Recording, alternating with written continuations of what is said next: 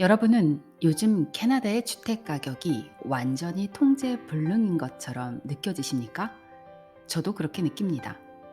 그렇다면 이 터무니없이 높은 가격 뒤에는 무엇이 있을까요? 저금리인가요? 각 지역의 시의회 사람들 때문일까요? 아니면 캐나다의 기록적인 수준의 이민 때문일까요?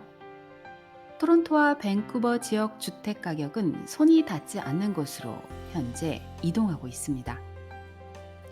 그리고 이것은 일종의 자연 발생 현상과 같다고 보고 그들은 종종 그것을 무시하려고 시도합니다. 모든 사람이 캐나다 주택가격 상승에 아무것도 할 수 없다고 생각합니다. 그러나 과연 정말 그럴까요? 이 말도 안 되는 이야기에 대하여 한번 자세히 알아보겠습니다.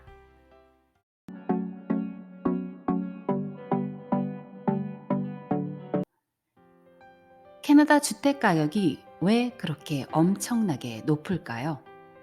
많은 캐나다 젊은이들은 현재 집을 마련하기 위해 고군분투하고 있습니다. 그러나 정확히 무엇이 이러한 엄청난 가격 상승을 주도해 왔을까요? 캐나다 은행이 통제하는 이자율이 오랫동안 너무 낮게 유지되었기 때문일까요? 또는 구역 설정, 이민, 왜곡된 공급과 수요를 포함한 정부 결정 때문일까요? 저금리와 인플레이션의 결합은 주택 가격에 제트기를 추가하는 것과 같습니다. 우리는 2년 전에 같은 집을 55만 달러에 팔았었지만 이제 그 집은 120만 달러에 팔립니다. 주택 소유는 가치 있는 자산 그 이상으로 뜨거운 캐나다 주택 시장에서 통과 의례로 보입니다. 매도 간판, for sale이 올라가면 재빨리 매진, sold로 바뀝니다. 광역 밴쿠버 지역은 최근 몇 달 동안은 냉각기였지만 그래도 여전히 비싸고 평균 주택 가격은 110만 달러 이상입니다. 캐나다에서 주택 소유는 많은 캐나다인들에게 구매하기 어려운 단계로 빠르게 가격이 올라가고 있습니다. 많은 캐나다 도시에서 월급 수입으로 좋은 집을 살 수 있었던 시점은 이제 점점 더 멀어지고 있습니다. 간단히 말해서 이전 세대에게 주어진 기회는 더 이상 존재하지 않습니다. 그리고 문제는 점점 더 악화되고 있는 것 같습니다. 지난 20년 동안 캐나다의 주택 가격은 375% 증가하여 2022년도에는 전국 평균 81만 6천 달러였습니다. 지금은 BC주에서는 100만 달러 이상으로 단 1년 만에 24%나 상승했습니다. 그러나 더 중요한 것은 주택 가격 대비 소득 비율의 심각한 수준입니다. 이를 일반적으로 경제성이라고 말하는데요. 2005년 이후 캐나다만큼 집값과 소득 격차가 큰 G7 국가는 없었습니다. 그리고 미국 다음으로 비교할 때 특히 캐나다가 전 세계에서 두 번째로 큰 국가이자 인구 밀도가 가장 낮은 국가 중 하나라는 점을 고려할 때 그 불균형 수준은 완전히 충격적입니다. 그리고 이러한 경제성 감소의 결과는 모든 사람들이 쉽게 알 수 있습니다. 최근 여론조사에 따르면 젊은 캐나다인의 36%가 주택 소유에 대한 꿈을 완전히 포기했습니다. 현재 렌트를 하고 있는 젊은이들은 공감할 수 있을 것입니다. 집 가격이 엄청 비쌉니다. 이상적으로는 주택 가격이 역사적으로 대부분의 캐나다의 본 소득의 약 3배에서 4배가 되기를 원합니다.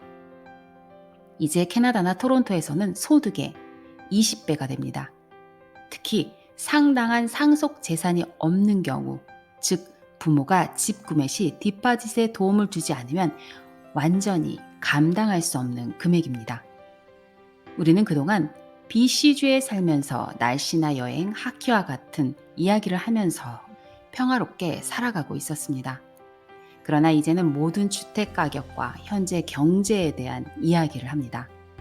동네를 돌아다니며 다른 집주인과 이야기를 나누면 모든 집이 무엇에 팔리고 언제 누구에게 팔리는지 알며 그것이 우리의 집값에 어떤 의미가 있는지도 알고 있습니다.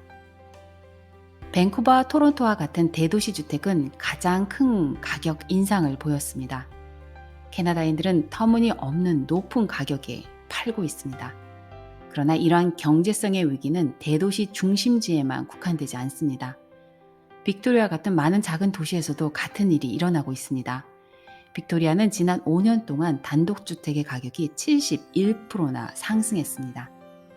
집값이 올라간 것을 앉아서 기뻐할 수는 없습니다. 그에 따른 세금 인상과 모기지 이율 인상은 우리들의 삶을 저하시키고 있습니다. 현재 주변의 모든 분들이 힘들어하고 불안해하고 있습니다.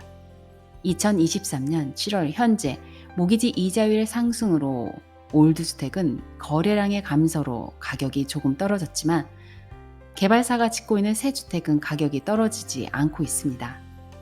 그리고 모기지 이자율의 상승으로 몇 년 전 낮은 이자율로 집을 구매한 사람들은 높은 이자율 때문에 집을 팔고 다른 집을 구매할 생각을 하지 않기 때문에 주택시장에서는 거래량이 부족해지고 있습니다.